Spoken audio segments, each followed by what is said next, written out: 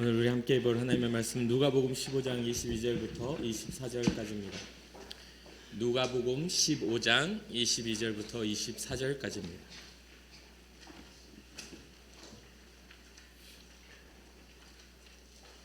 우리 한 목소리로 합독하도록 하겠습니다. 아버지는 종들에게 이르되 제일 좋은 옷을 내어다가 입히고 손에 가락지를 띄우고 발에 신을 신기라. 그리고 살진 송아지를 끌어다가 잡으라. 우리가 먹고 즐기자. 이 내 아들은 죽었다가 다시 살아났으며 내가 잃었다가 다시 얻었노라 하니 그들이 즐거워하더라. 아멘. 2000년 전에 이 땅에 오신 예수님이 그때 당시에도 예수님의 사역이 많은 큰 의미를 그때 당시 살아갔던 사람들에게 전달하지만 오늘날에도 우리에게 큰 의미를 전달하고 있는 큰 의미를 전달해 주고 있음을 우리 기억합니다. 마태복음 11장 5절에 보면 맹인이 보며 못 걷는 사람이 걸으며 나병 환자가 깨끗함을 받으며 못 듣는 자가 들으며 죽은 자가 살아나며 가난한 자에게 복음이 전파된다 하라 라고 자신의 사역을 이렇게 설명하시는 것을 보게 됩니다. 예수님의 사역 가운데 예수님께서 나오는 수많은 사람들이 있었고 그리고 그 중에 스스로 죄인이라 여기고 병든 자라고 여겼던 사람들이 더욱더 주님을 갈망하며 주님께 나아왔던 모습을 성경 속에서 우리는 볼 수 있습니다. 그런데 이러한 모습을 바리새인들은 유대인들은 못마땅하게 바라보고 정말 싫어했습니다. 이에 대한 예수님의 생각은 건강한 자들에게는 의원이 필요가 없지 병든 자들에게 의원이 필요한 것이다 라고 말씀을 해주십니다. 마태복음 9장 11절 12절을 보면 바리새인들이 보고 그의 제자들에게 이르되 어찌하여 너희 선생은 세리와 죄인들과 함께 잡수시느냐.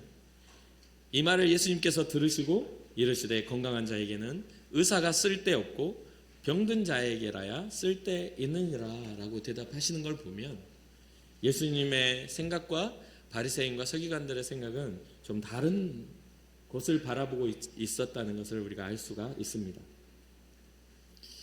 이러한 예수님의 바리새인들의 지적 속에 예수님은 비유적으로 또 바리새인의 잘못됨을 지적하며 스스로 의롭다 여기는 바리새인들이 어떤 잘못을 하고 있는지를 말씀해 줍니다. 너희는 가서 내가 긍휼을 원하고 제사를 원하지 아니하노라 하신 뜻이 무엇인지 배우라. 나는 의인을 부르러 온 것이 아니요 죄인을 부르러 왔노라 하시니라. 예수님의 사역은 스스로 의롭다 생각하는 의인을 부르러 온 게 아니라 하나님 앞에 죄인임을 깨달아 알아 회개하며 주님 앞에 나오는 사람들을 구원하시기 위함임을 가르쳐 줍니다. 오늘 본문에서도 이와 비슷한 내용을 담고 있습니다.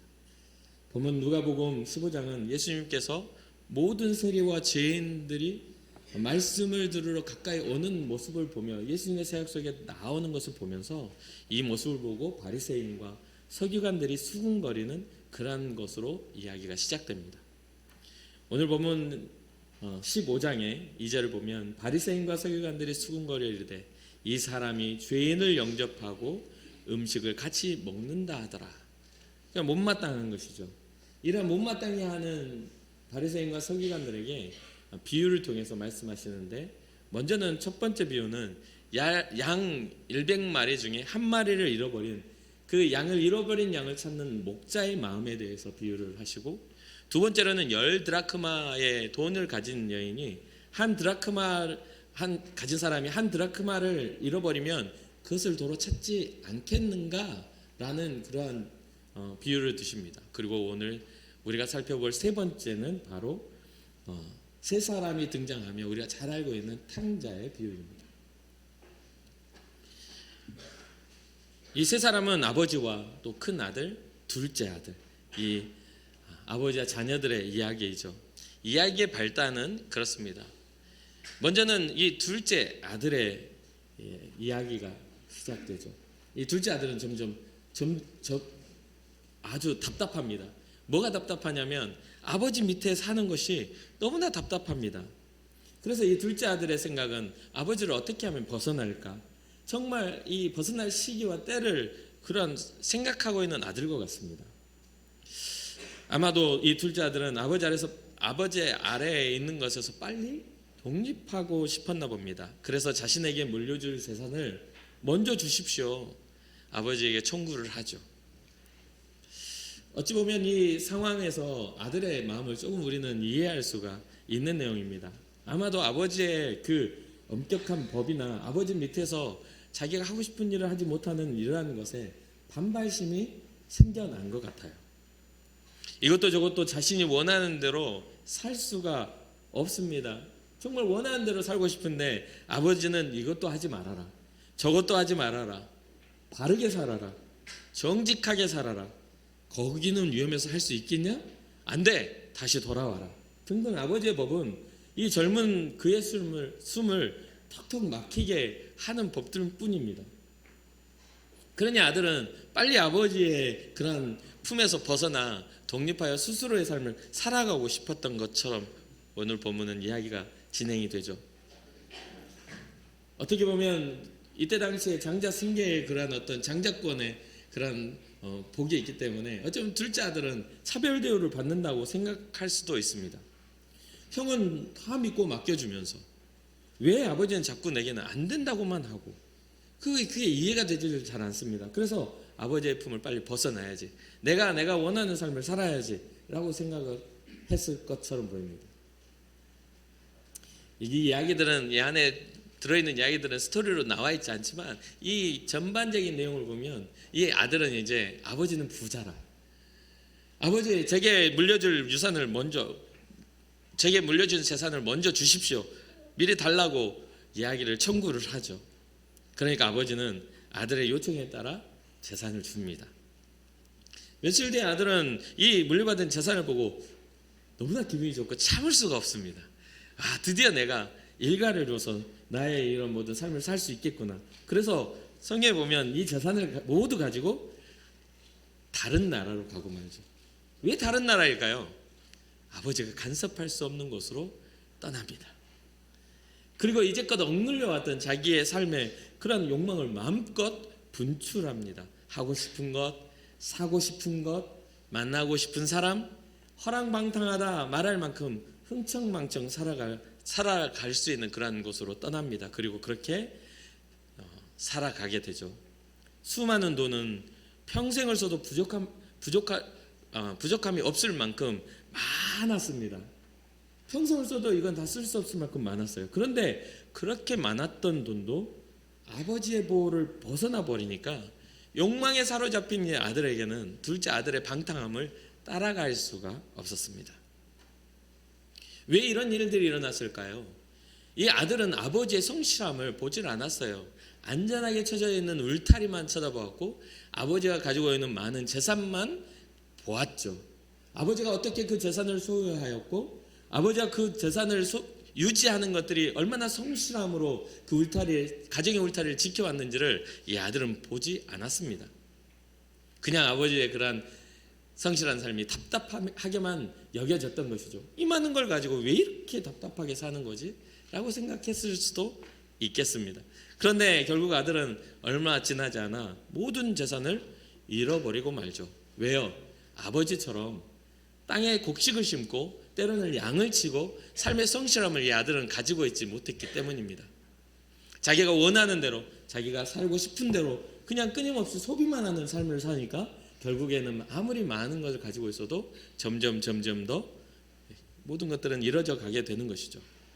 엎친 데 덮친 격이라고 오늘 성경에 보면 그 나라에 큰 흉년까지 들고 맙니다. 흉년은 사람들의 마음의 여유를 빼앗게 되죠. 나 먹을 것도 없는데 누구에게 그걸 주겠어요? 많이 가진 자라 할지라도 예외가 없이 흉년은 힘들게 다가올 텐데 이 둘째 아들은 더욱더 가혹하게 이 흉년을 맞이하게 됩니다. 모든 걸 잃어버린 이 사람은 더 이상 먹을 것도 뭔가 누릴 것도 없는 상황이 되고 마는 것이죠. 결국 이 아들은 그 나라의 백성 중에 한 사람에게 빌붙어 살게 됩니다. 그리고 그 사람의 돼지를 치면서 그 종된 모습으로 살게 되는 거죠. 너무나 배가 고프니까 이 아무것도 먹을 게 없으니까 차라리 돼지가 먹는 쥐염 열매라도 좀 먹을 수 있으면 내 배를 채우면 좋았을 것을 하고 생각하지만, 그러나 그마저도 오늘 성경에 보면 주는 사람이 없다라고 이야기합니다. 절망에 또 절망이 겹쳐 끝에 다다른 이 아들은 그때야 아버지가 얼마나 책임감이 있고 얼마나 따뜻한 사람이었는지를, 따뜻한 분이었는지를 깨닫게 됩니다. 17절에 이에 스스로 돌이켜 이르되 내 아버지에게는 양식이 풍족한 품꾼이 얼마나 많은가. 나는 여기서 두려 죽는구나. 아버지가 얼마나 따뜻하게 자기의 품꾼마저도 풍족하게 살게 해주는 사람이었는지를 그때서야 깨닫게 됩니다. 아버지의 마음을 알게 된 거죠. 아버지 집에는 품꾼들도 풍족하게 살 수 있었습니다. 아버지는 누구에게나 따뜻하고 넉넉한 분이셨습니다. 그러나 그 아버지를 떠난 자신은 돼지가 먹을 그러한 열매도 주지 않는 곳에서 정말 비참하게, 또 이렇게 비참해도 이렇게 비참할 수 없는 모습으로 살아가고 있는 것이죠. 그 비참함의 끝에 아들은 생각하죠. 뭐라고요? 아버지에게로 돌아가야 되겠다. 아들로서가 아닌 한 사람의 품꾼으로, 돼지가 먹는 쥐염 열매라도 좀 배불리 먹을 수 있는 그곳이라면 내가 거기 가서 종이로라도 살아야 되겠다 라고 하고 아버지에게 돌아갈 결심을 하게 됩니다. 그리고 아버지를 향해 가죠. 그런데 이 아들의 모습은 처음 집을 떠나왔던 모습과는 전혀 달라져 버렸습니다. 집을 떠나올 때 화려한 옷과 화려한 보석과 여러 가지의 부의 상징들을 가지고 그 집을 떠나왔지만, 이제 집으로 돌아가는 그 모습에는 거지와 같은 모습으로 너무나 달라져 버린, 당당했던 얼굴은 이제 고개를 푹 숙여야만 하는 그런 상황입니다. 고향은 점점 가까워지는데 점점 그의 고개는 점점 숙여져 갑니다. 얼굴을 들 수가 없습니다. 그런데 한참을 고향을 이제 눈앞에 딱 보이고 고개는 점점 어깨는 움츠러들고 고개는 숙여지고 있는데 저 멀리서부터 뭔가 우당탕 소리와 함께 부르짖는 소리가 납니다. 들어보니 아버지의 목소리네요. 그 목소리를 듣지만 이 아들은 더 고개를 들 수가 없습니다. 죄송스러워서, 정말 죄송스러운 마음에 고개는 푹 숙여지고 어깨는 더욱더 움츠러들어집니다. 저 멀리서 뛰쳐온 아버지는 가쁜 숨을 몰아쉬며 자기의 볼에 입을 맞추고 자기의 귀에 뭔가를 이야기합니다. 그런데 머리가 새하얗게 새어버린 이 아들은 아무런 생각이 들지 않고 아버지를 만나면 하려고 했던 그런 자기의 생각만 이야기합니다. 아버지, 내가 하늘과 아버지께 죄를 지었사오니 지금부터는 아버지의 아들이라 일컬음을 감당하지 못하겠습니다 라고 말을 합니다. 그런데 아버지는 제 이야기에 하나도 관심이 없습니다. 큰 소리로 종들을 부르죠.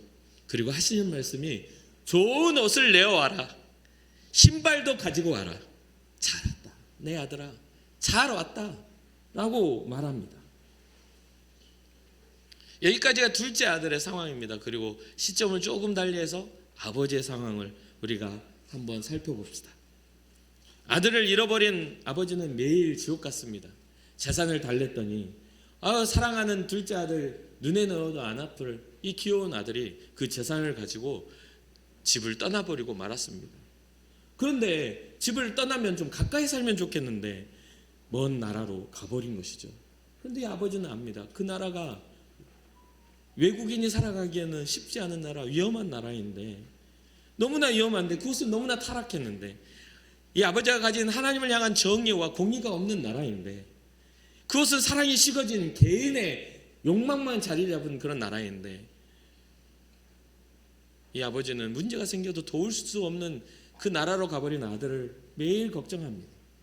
가끔 들려오는 아들의 소식도 너무나 반갑지만 아들이 살아가는 삶의 모습이 위태롭기만 하니 항상 걱정 어린 심정으로 그것을 바라볼 수밖에 없습니다. 아들이 삐뚤어질까 봐 엄격하게 대했던 모든 시간들이 이제는 후회만 됩니다. 조금 더 따뜻하게 대해줄 것을, 조금 더 안전하고 조금 더 사랑을 많이 해줄 것을 후회합니다. 지금이라도 아들이 다시 돌아오면 얼마나 좋을까 매일매일 생각합니다. 그런데도 불구하고 시간은 지나가고 지나가나 아들은 돌아올 생각이 없습니다. 어느샌가 아들의 소식도 끊겨버렸습니다. 그날에 큰 흉년이 왔다는데 우리 아들은 어떻게 살지? 아버지의 마음 점점 두려워집니다. 얼마 전 아들이 잘 살고 있으니 걱정하지 말라고 연락은 받았는데 어느 날부터 연락이 끊어져 버렸으니 매일 동이 트는 시간이 되면 아들이 떠나간 그 방향을 바라보는 게 하루의 일과가 돼버리고 말았어요. 점점 시간이 갈수록 아들에 대한 그리움과 두려움도 점점 더 커져갑니다. 아버지는 생각하죠. 아들아, 괜찮은 거냐? 살아는 있는 거냐? 흉년이 들었다는데 그곳의 가뭄의 열기가 여기까지 미치는 것 같구나. 내 마음은 너로 인하여 너무나 슬픔으로 갈라지고 있구나. 내 마음이 흉년처럼 기갈처럼 내 마음이 힘이 들구나. 시간이 지날수록 너의 빈자리가 너무 크게 느껴지니 어떻게 할까 고민이 되는구나. 내 아들아, 살아는 있는 거냐라고 하염없이 오늘도 아들이 떠나간 자리를 바라보고 있습니다. 아버지의 마음은 더 이상 삶의 낙이 없어집니다. 오늘도 이렇게 끝나는구나 하며 해가 뉘엿뉘엿 져가는 석양을 바라보고 있는 것이죠. 그런데 저 멀리서 뭔가 점 하나가 보이기 시작합니다. 뜨거운 햇볕 때문인지 뭔가가 움츠러진 것이 뭔가 새카만 게 보이기 시작해요. 느낌이 이상하죠. 뭔가 거적을 뒤집어 쓴 모습인데 가슴 한 구석이 서늘해집니다. 저 웅크린 모습이 너무나 낯이 있고 너무나 그리운 생각이 드는 거예요. 분명히 이곳에 떠날 때의 모습이 아닌데도 이 아버지는 그 아들의 모습을 금방 알아채고 맙니다. 그리고 아버지의 발걸음은 그 아들을 향해서 뛰어가고 있죠. 숨이 차도록 달리고 있는 그런 자신의 모습을 뒤늦게 깨닫게 되고 하염없이 눈물이 납니다. 매일 돌아오는 아들에게 어떤 말을 해줄까, 어떠한 아들의 모습을 바라볼 수 있을까 상상해 왔는데 아무런 생각이 나지 않습니다. 왜 이렇게 눈물이 나는지 잘 모르겠어요. 가까이 갈수록 웅크리는 그 아들의 모습을 보니 더 그렇습니다. 왜 이렇게 눈에 아프게 박히는지. 아들이 뭐라고 하는 것 같은데 아무것도 들리지 않습니다. 그 아버지는 부릅니다. 종들을 불러요. 좋은 옷을 가져와라. 신발도 챙겨와라. 아들아, 잘 왔구나. 자꾸 뭐라고 하는 거니? 어디 보자, 내 아들. 얼굴이 왜 이렇게 더러워졌니? 이게 뭐니? 밥은 먹었니? 매일 걱정했단다. 네가 간 나라는 너무나 위험한 곳인데 그곳에 간 널 매일매일 걱정했단다. 잘 왔다, 내 아들아, 잘 왔다. 살찐 송아지를 잡아라. 잔치를 벌이자. 내 아들이 돌아왔다. 24절이죠. 이 내 아들은 죽었다가 다시 살아났으며 내가 잃었다가 다시 얻었노라 하니 그들이 즐거워하더라.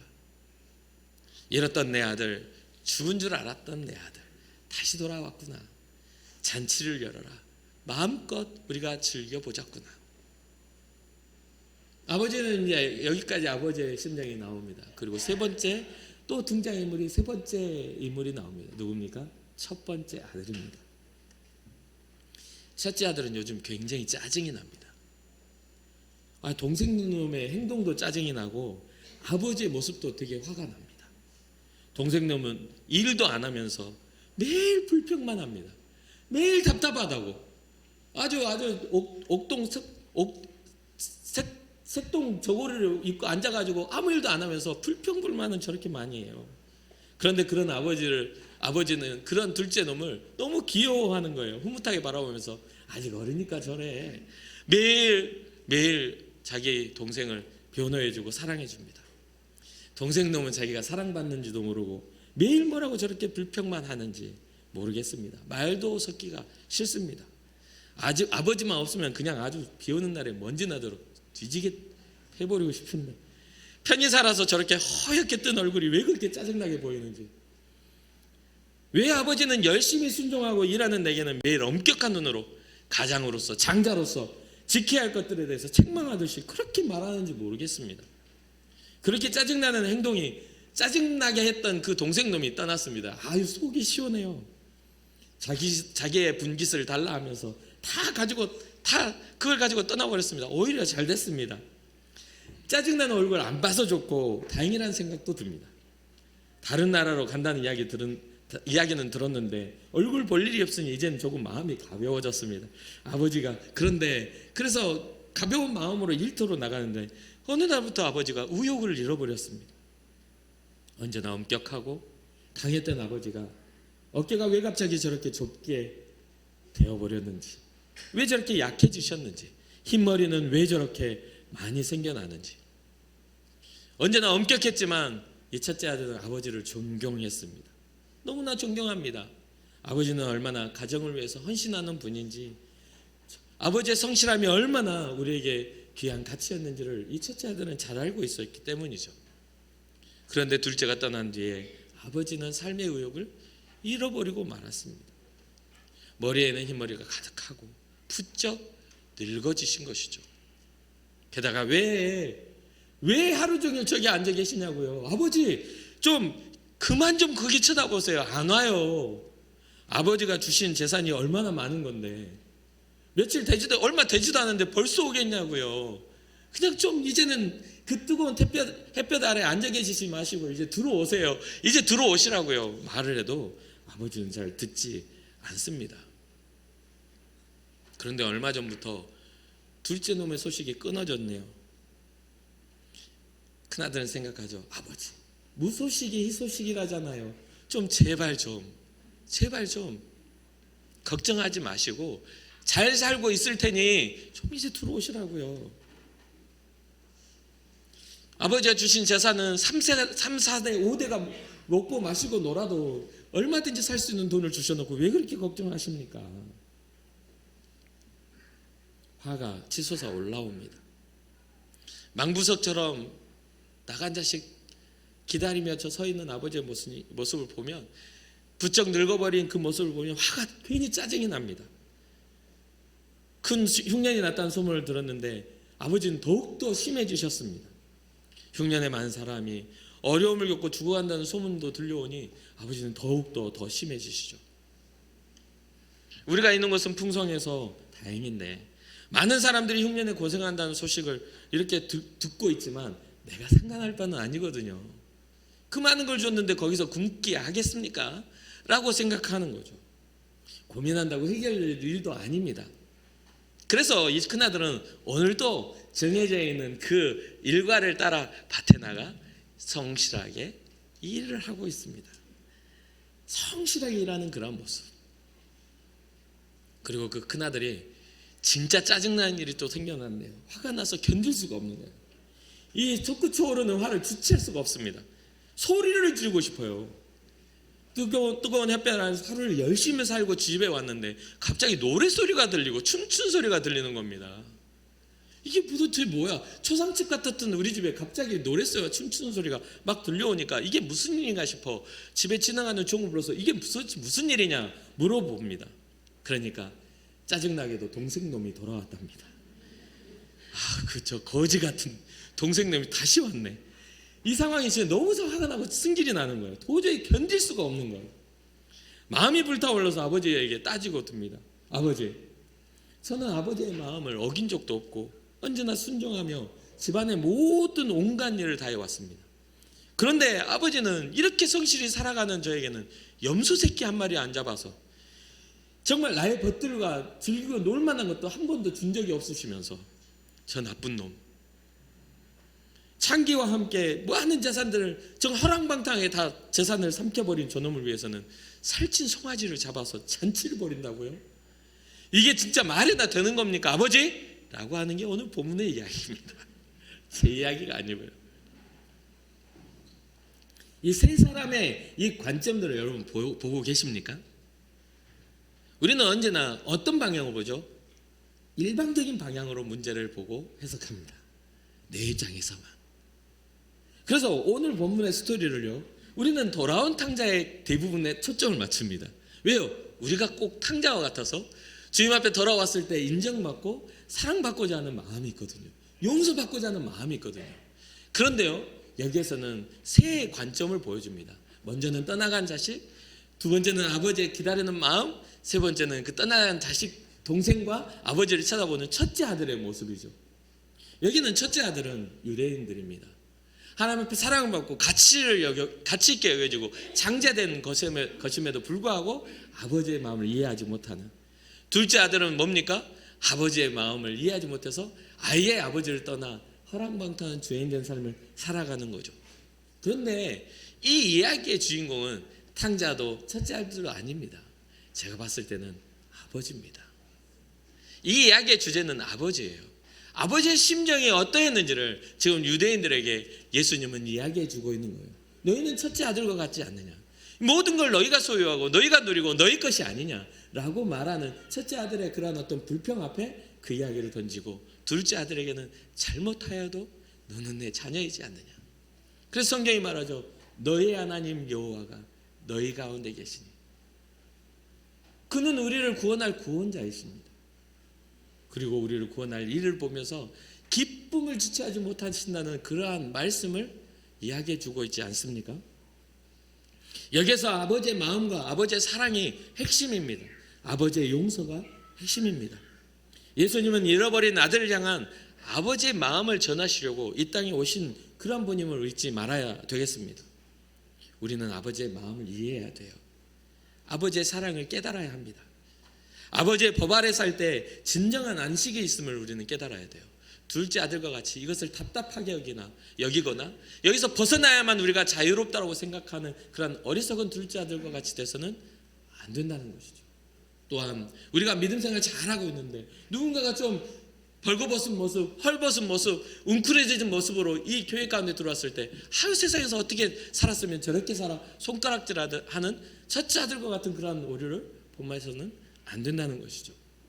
사랑하는 성도 여러분, 우리는 아버지의 뜻을 오해하는 첫째 아들과 같이 돼서도 안 되고 아버지의 법을 떠나서 살려고 하는 둘째 아들과 같이 되어서도 안 됩니다.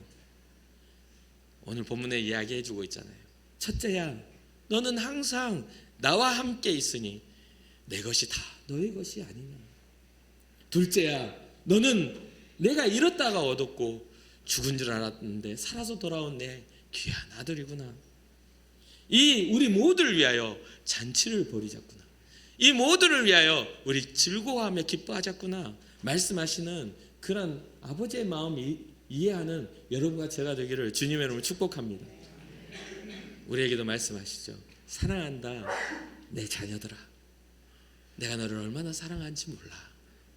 네가 어떠한 모습이든지 어떠한 상황 속에서 있든지 간에 나는 너를 사랑한단다 라고 하시며 예수 그리스도로 인하여 우리를 자녀로 부르신 아버지의 마음을 이해하는 여러분과 제가 되기를 주님의 이름으로 축복합니다. 잠시 기도하겠습니다. 사랑의 하나님, 예수님께서 우리에게 가르쳐 주시고자 했던 하나님 아버지의 마음을 우리 모두가 깨닫는 은혜를 허락하시니 감사합니다.